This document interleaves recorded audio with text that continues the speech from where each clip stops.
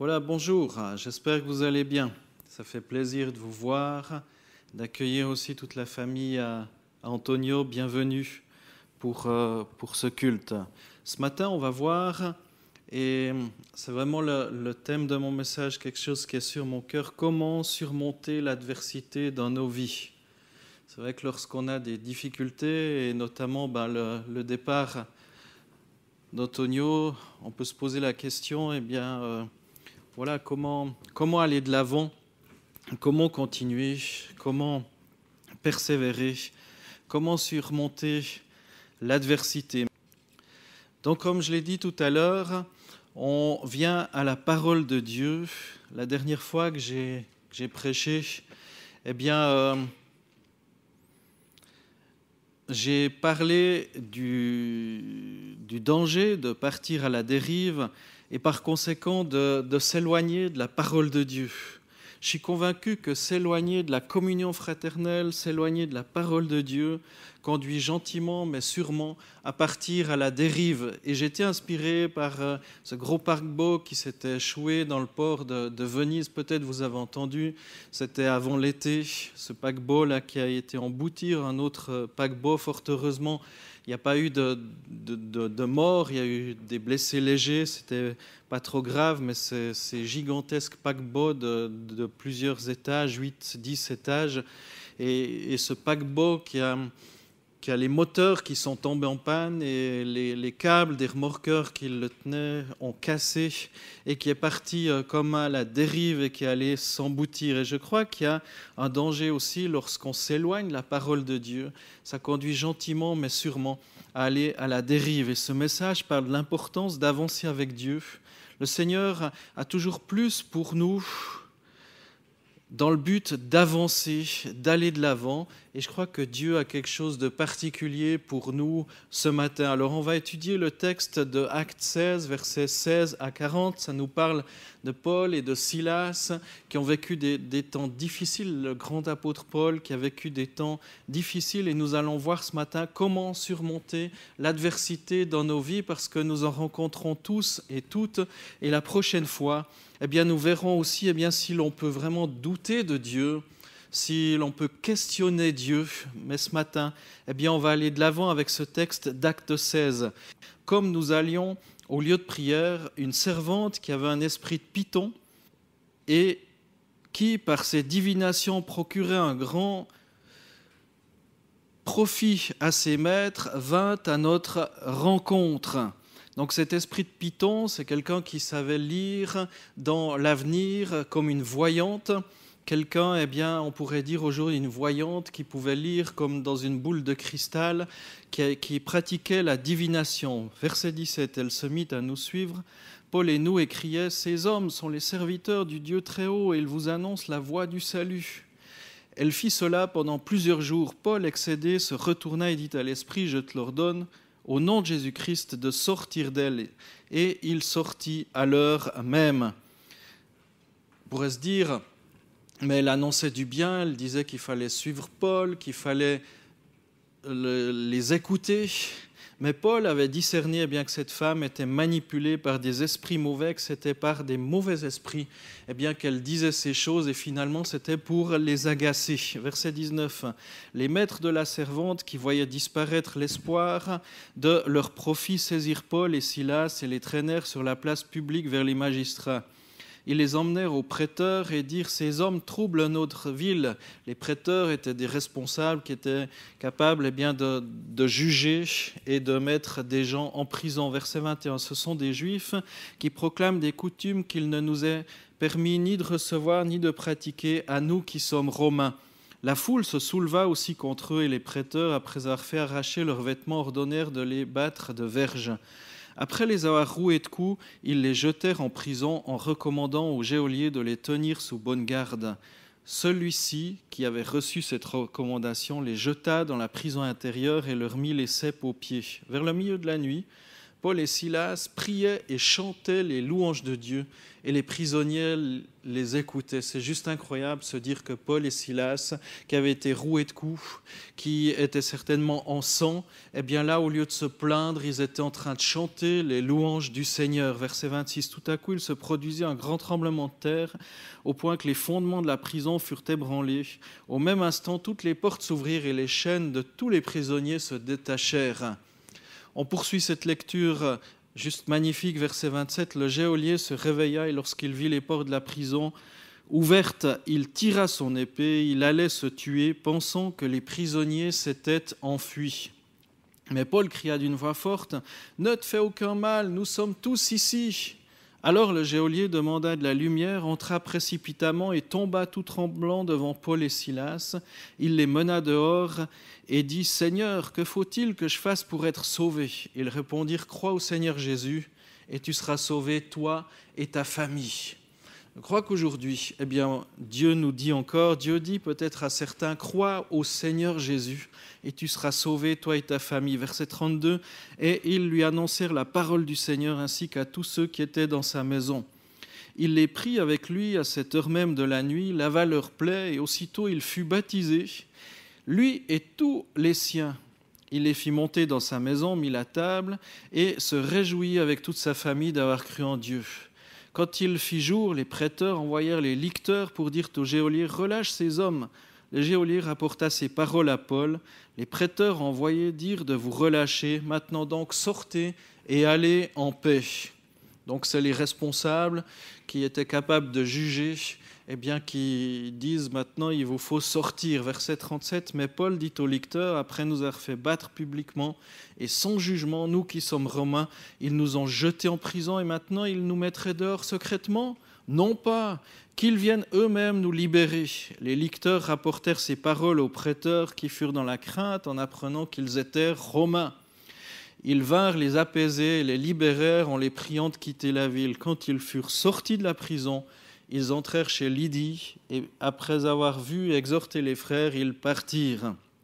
Voilà, comme je vous ai dit tout à l'heure, c'est un long texte avec beaucoup de choses très riches à découvrir dans ce texte. Et on voit dans ce texte beaucoup d'adversité.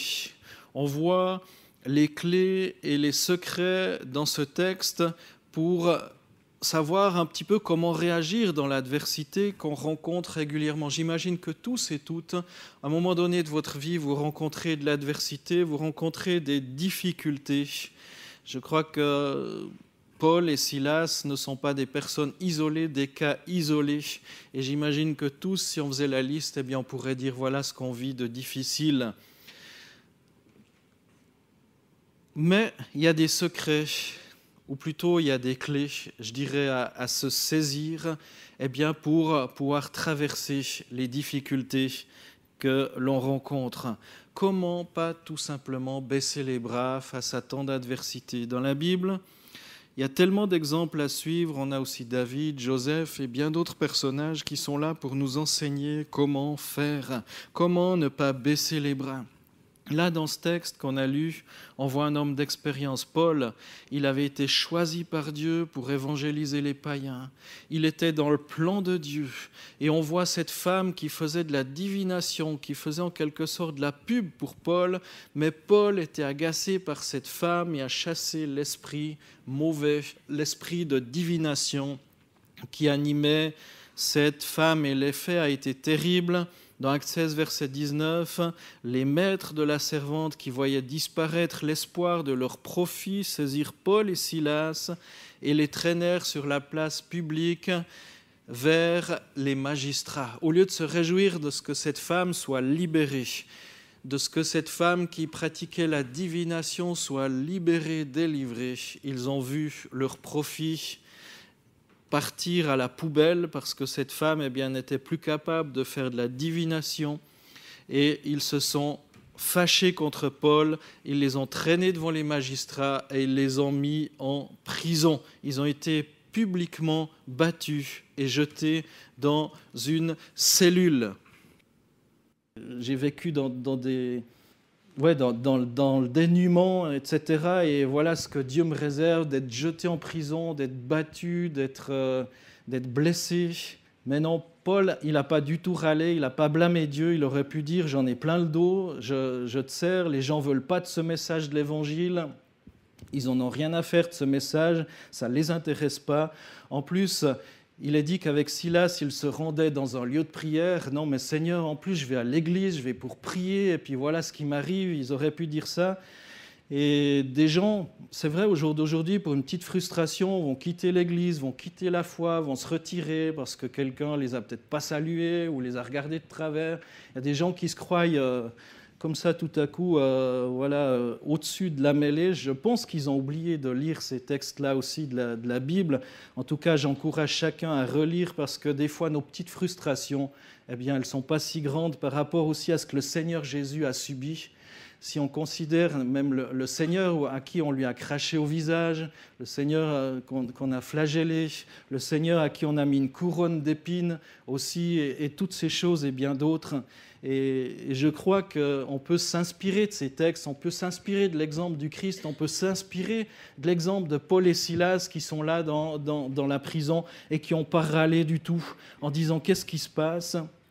Paul ne se tourne pas non plus contre l'Église en disant « mais voilà ce qu'ils annoncent dans l'Église et il se passe tout autre chose ». Non, pas du tout.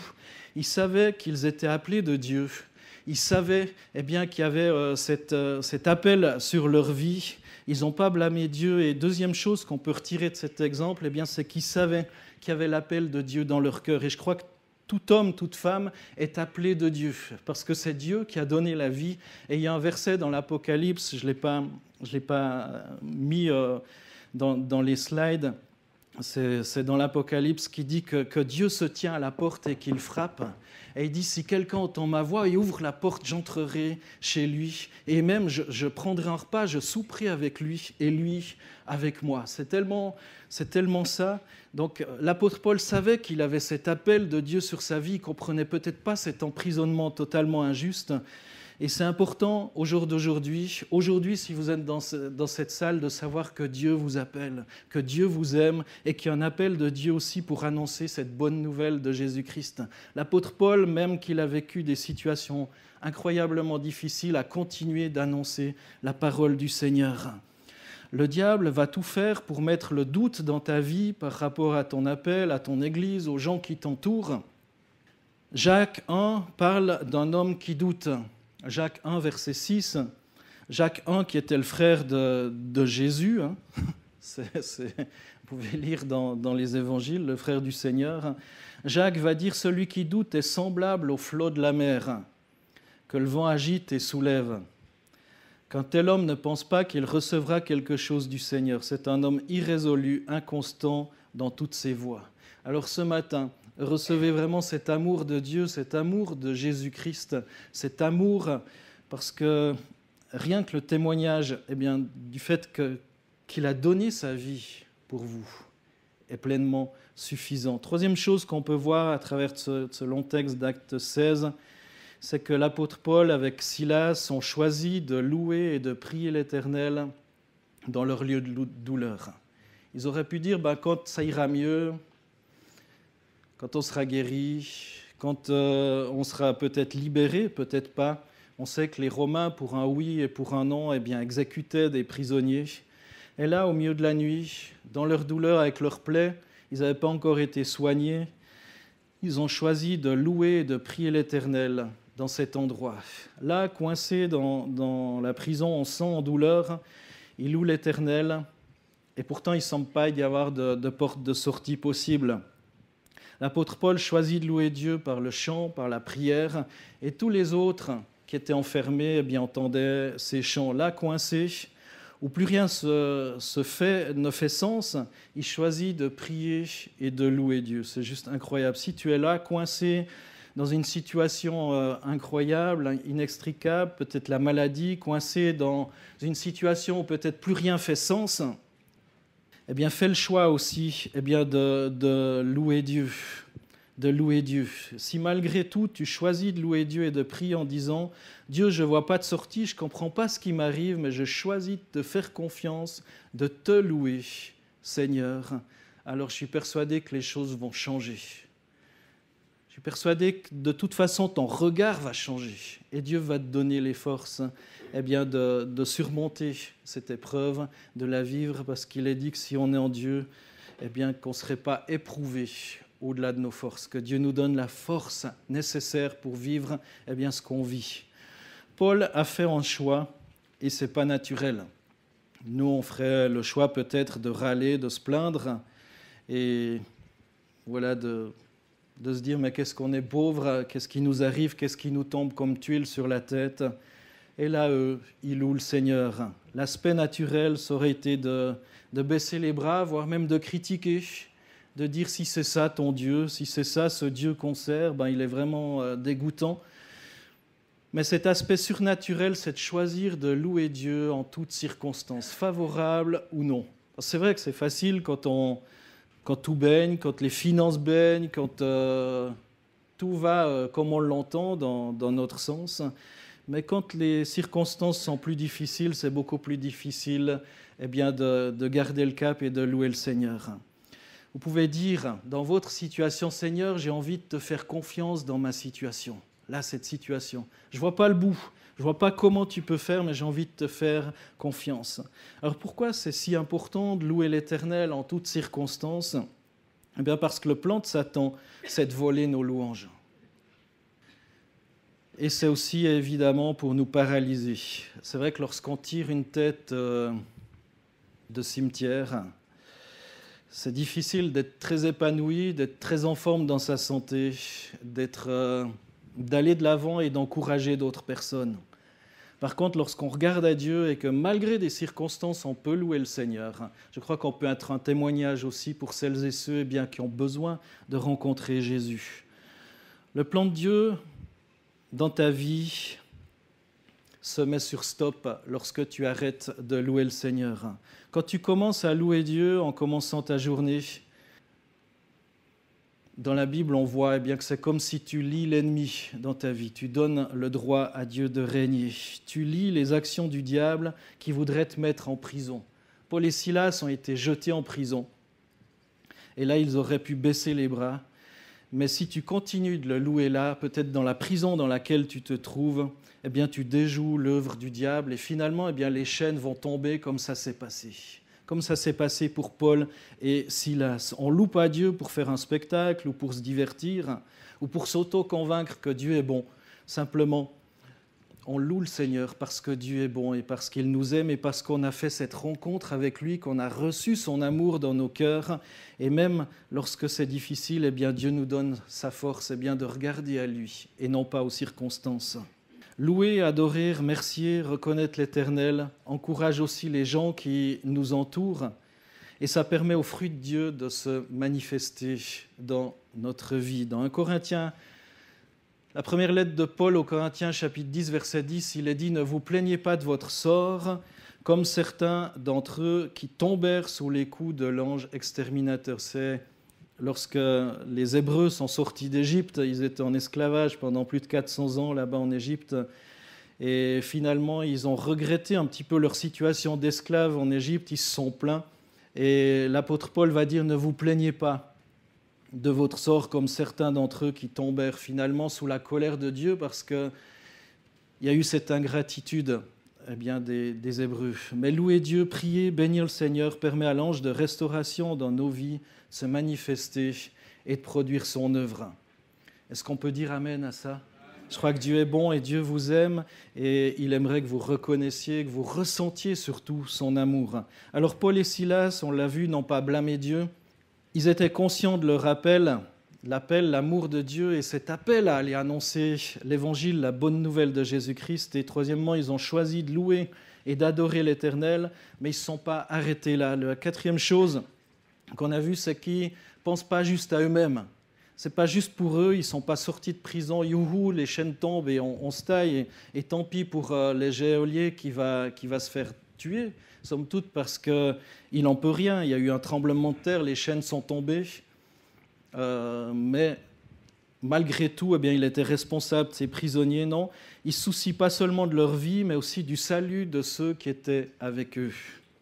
Et il sait bien que si les prisonniers étaient partis, tous les autres parce que c'est tous les autres prisonniers qui ont eu les chaînes qui sont tombées. Si les autres prisonniers étaient partis, ils risquaient aussi, par ceux qui venaient à leur rencontre, à leur recherche, d'être tués par les soldats romains, parce que les fuyards, voilà leur sort qui leur était réservé. Donc le quatrième point, c'était qu'ils étaient conscients de l'importance de saisir l'opportunité de voir des âmes sauvées autour d'eux. Non seulement ils se souciaient de leur vie, de leurs blessures, qui étaient légitimes, ils avaient des blessures atroces, c'est dit qu'ils étaient en sang, mais ils se souciaient du geôlier, et de sa vie et de sa famille aussi. Dans Acte 16, versets 27-28, c'est dit, le geôlier se réveilla, et lorsqu'il vit les portes de la prison ouvertes, il tira son épée, il allait se tuer, pensant que les prisonniers s'étaient enfuis. Mais Paul cria d'une voix forte, « Ne te fais aucun mal, nous sommes tous ici. » Ne te fais aucun mal. Nous sommes tous ici. Waouh! Aucune revanche, aucune soif de vengeance, en disant, voilà, il nous a jetés en prison, mais encore au plus profond de la prison, ils nous ont mis les chaînes. Voilà, il lui arrive ce qu'il mérite. Souvenez-vous, c'est ce gardien qui a jeté Paul au fond de la prison, et Paul crie « Non, fais pas ça! On est tous là! Ne te tue pas, arrête !» Paul réalise que c'est une âme à sauver. Nous aussi, on peut crier. Aussi aux gens qui se meurent autour de nous « Non, fais pas ça !» On peut crier, peut-être qu'on est même en devoir de crier aussi, aux gens qui se perdent, qui ont peut-être perdu tout espoir. Et à cause de la louange de Paul, le geôlier se met à genoux devant Paul et lui demande « Qu'est-ce que je dois faire ? Qu'est-ce que je dois faire pour être sauvé ?» Et là, le geôlier les reçoit chez lui, il va laver leurs plaies, il reçoit l'évangile et va même se faire baptiser en signe d'acceptation du Christ.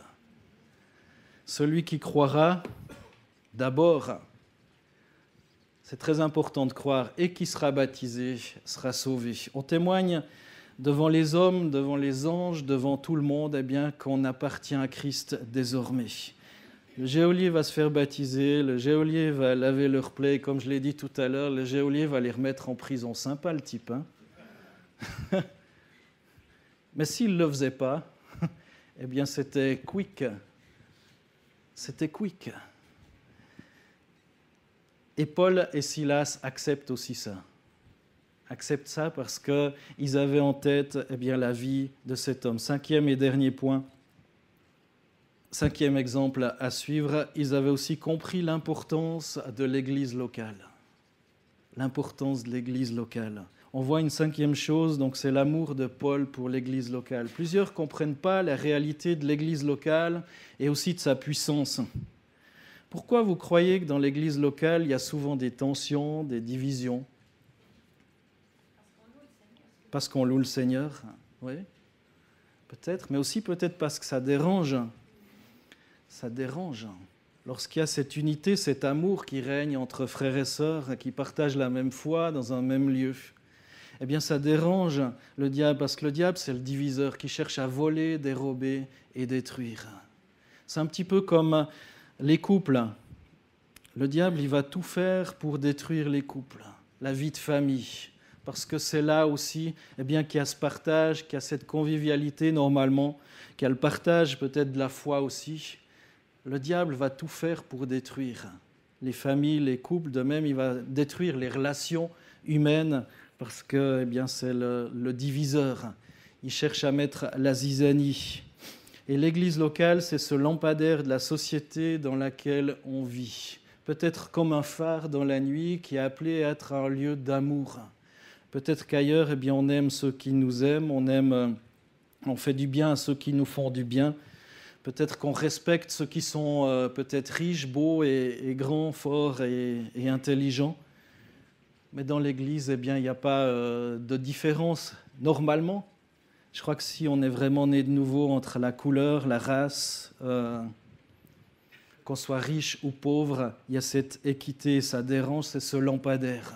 Qu'on soit cultivé ou pas, il y a ce lampadaire dans la nuit de la société où on va de plus en plus mettre ceux qui sont peut-être pas très doués dans la vie ou qui n'arrivent pas à être très productifs dans un travail, on va les mettre de côté ou les pousser à démissionner parce que ça fait mieux que de dire qu'on a licencié. On va blâmer le pauvre ou celui qui est faible pour garder finalement que ceux qui sont très performants et finalement les performants parce qu'on sait qu'il y en a d'autres qui attendent. Derrière, on va les pousser, leur donner de plus en plus de travail jusqu'à ce qu'ils craquent, qu'ils fassent un burn-out. C'est ça un petit peu la société dans l'Église. Je crois que ça doit être aussi un phare dans ce monde où justement les gens peuvent venir trouver du repos pour leur âme, du repos pour leur corps, du repos aussi, et trouver ce ressourcement en Dieu. Alors après avoir été relâchés, Paul et Silas se rendent chez Lydie, une église s'était formée chez elle. Ils ne sont pas partis tout de suite, mais ils sont allés encourager l'église qui priait certainement pour eux. Et aussi, c'était, je pense, un témoignage pour les Romains, parce que s'ils ne l'avaient pas fait, eh bien, tout le monde a vu Paul et Silas aller chez eux alors qu'on les avait arrêtés injustement. S'ils ne l'avaient pas fait, peut-être l'Église aurait continué d'être persécutée à cet endroit-là. Et voilà, s'ils ne l'avaient pas fait, s'ils étaient partis en douce, les autorités auraient pu attaquer cette Église. Ils vont recevoir des excuses avant d'être relâchés et ils ne voulaient pas partir en douce. Et c'est là qu'on voit que le diable fait une œuvre qui le trompe. Cette Église, au lieu de disparaître, de rétrécir, eh bien on voit dans la lettre de Paul aux Philippiens, il nous apprend que cette Église de Philippe se développa rapidement et se fortifia. Les croyants de cette ville ont continué à soutenir même Paul financièrement dans ses nombreux voyages. Vous pouvez trouver ça dans Philippiens 4, 10, 14 à 16, etc. Par leur amour et leur témoignage fidèle, eh bien, ils ont continué à réjouir l'apôtre Paul. Au lieu que cette Église disparaisse, eh bien, elle a continué à grandir malgré l'adversité. Alors ensemble, on peut prier, on peut louer Dieu et produire un son qui va faire trembler la terre. Et c'est pour ça que l'Église locale est importante, mes frères et sœurs. Alors je vais conclure. Dieu nous parle, je crois, ce matin par son esprit. Ce que je vois ce matin, c'est qu'on peut surmonter l'adversité par la foi dans la parole de Dieu en suivant les exemples qui s'y trouvent. Paul, dans l'adversité qu'il a rencontrée, il a choisi de louer Dieu. Et vous, dans l'adversité, les difficultés, les incompréhensions, qu'est-ce que vous allez faire ? Est-ce que vous allez blâmer les circonstances, blâmer Dieu, lever le poing vers Dieu ou vers l'Église qui a été incapable de répondre peut-être à vos besoins ? Et je crois que c'est plus qu'un choix, c'est devenu peut-être le nouveau sacrifice que les croyants sont appelés à vivre. Le sacrifice que Dieu demande, c'est par lui offrant sans cesse à Dieu un sacrifice de louange, c'est-à-dire le fruit des lèvres qui confesse son nom. Dieu n'en a que faire de votre argent. Je m'excuse de le dire. Ce qui l'intéresse, ce n'est pas votre porte-monnaie. Dieu n'est pas venu pour toucher votre porte-monnaie, pour prendre votre porte-monnaie, vos finances. Vous n'avez pas besoin d'acheter votre salut. Mais ce que Dieu veut maintenant comme sacrifice, c'est ce sacrifice de louange, par lui offrant sans cesse. Sans cesse, c'est-à-dire toujours, quoi. Il n'y a pas de début, il n'y a pas de fin. Par lui offrant sans cesse un sacrifice de louange. Un sacrifice, c'est aussi quelque chose qui nous coûte. C'est quelque chose qui est peut-être difficile. Ben oui, dans la difficulté, quand tu ne comprends plus rien, peut-être comme Paul, là, qui a été battu, qui était en sang, par lui offrant sans cesse à Dieu un sacrifice de louange. Parce que ça coûte. C'est ça que Dieu veut, c'est qu'on continue de le louer, de l'adorer. C'est-à-dire, et il est précisé dans ce texte, c'est-à-dire le fruit des lèvres qui confesse le nom du Seigneur. Je choisis, dans ma difficulté, peut-être dans ma prison, dans ma blessure, dans ma douleur, de louer et de confesser le nom du Seigneur. Ce n'est pas juste parce qu'on a envie, parce qu'aujourd'hui on est dans une église, donc on va louer son nom. Donc voilà, c'est l'endroit où on loue Dieu, mais tout le restant du temps, eh bien, on ne loue pas Dieu parce qu'on n'est pas dans une église.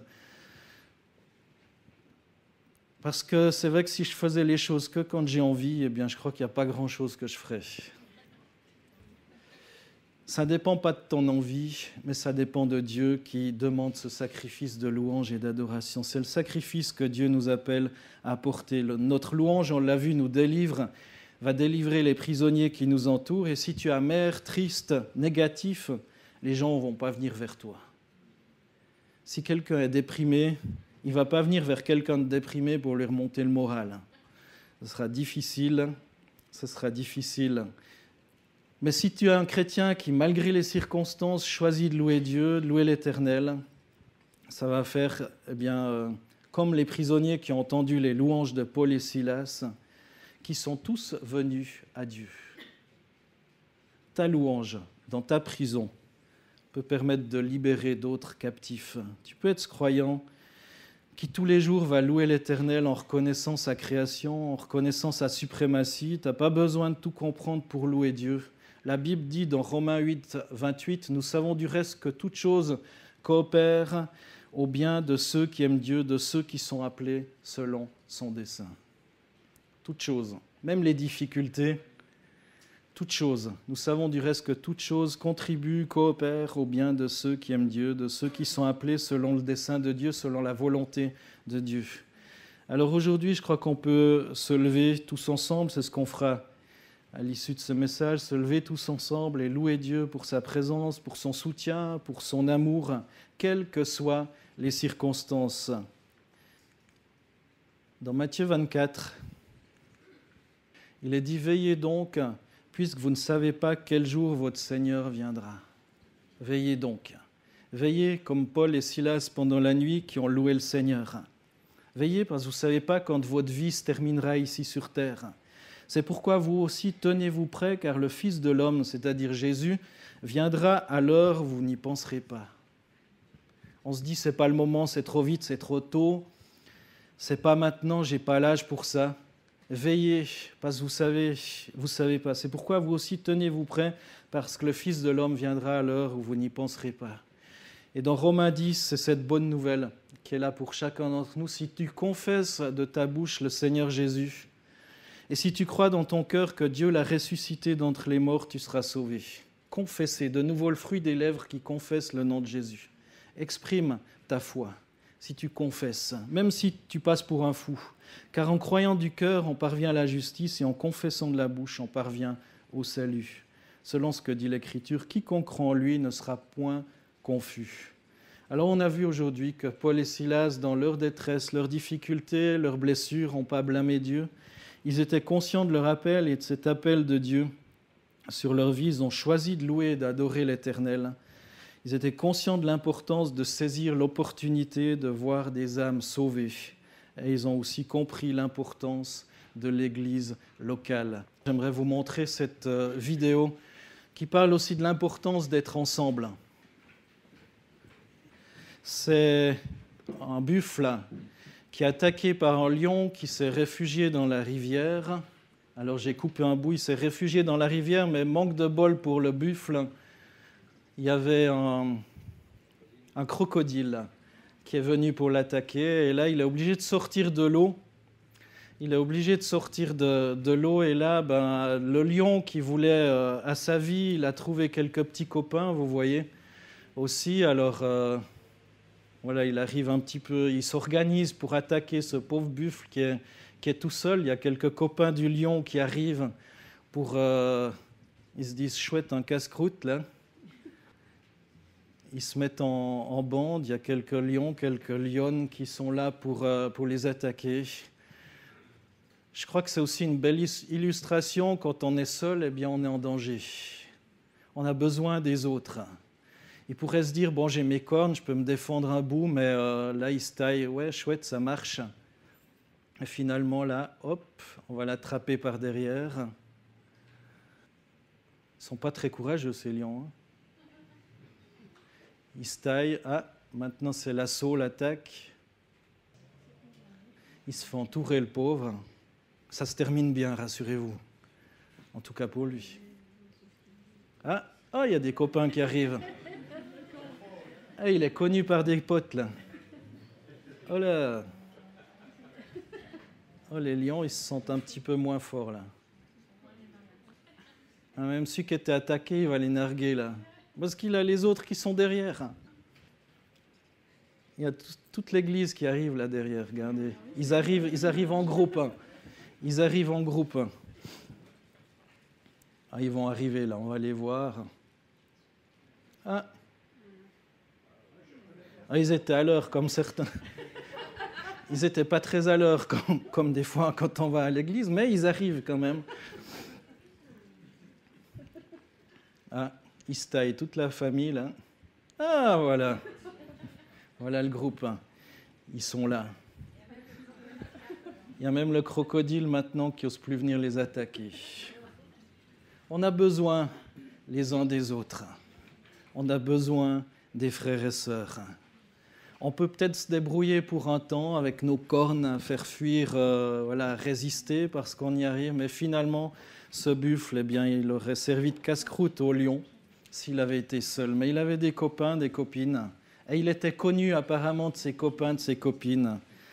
Alors voilà ce que j'avais à cœur de vous laisser. Et maintenant, eh bien, on va choisir de louer le Seigneur et après quoi on passera à la Sainte Seine.